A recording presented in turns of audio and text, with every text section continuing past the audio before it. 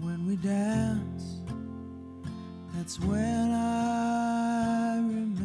I mean, the quarantine came down when we had just done the first night of a sold out theater tour in the Netherlands. Yeah, I know.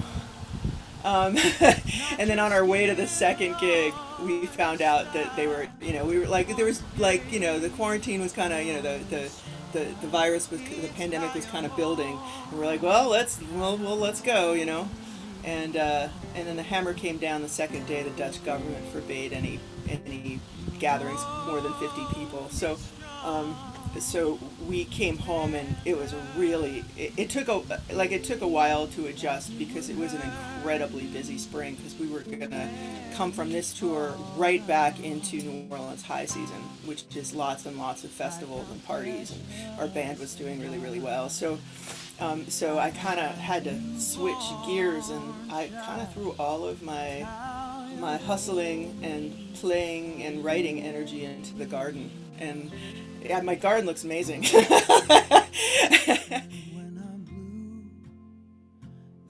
I haven't stopped the hustle in 30 years, I was either,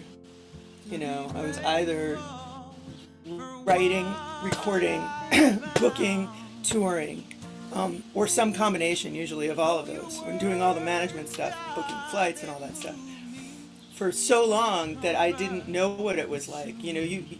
When you're a musician, you think that, you have so much more downtime than most people do when I'm off the road. But I didn't realize how much bandwidth managing myself, managing keeping all the plates spinning was, until quarantine came down. And a lot of musicians I know kind of felt the same. I'm lucky as hell. I've been really kind of enjoying the time to think, and now I'm like, I'm ready. I'm really ready to get back to playing. It's I fingers crossed. Everything is okay.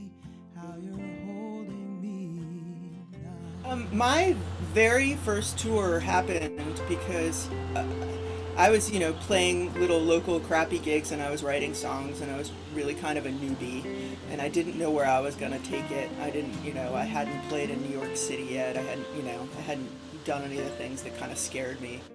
And a friend of mine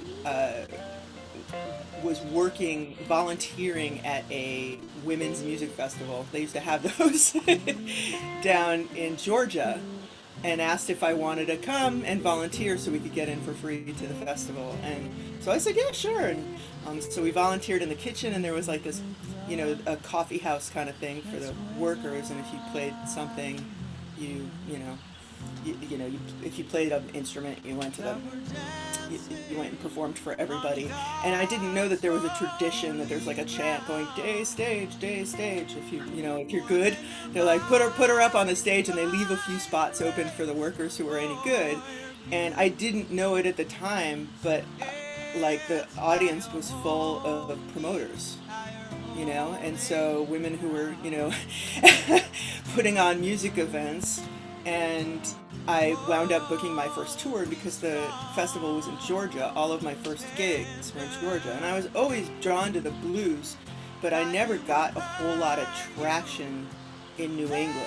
Like, I always felt like early on especially, like I felt I'm kind of intense, it's kind of passionate. And the Southerners were really drawn to what I did. It's high.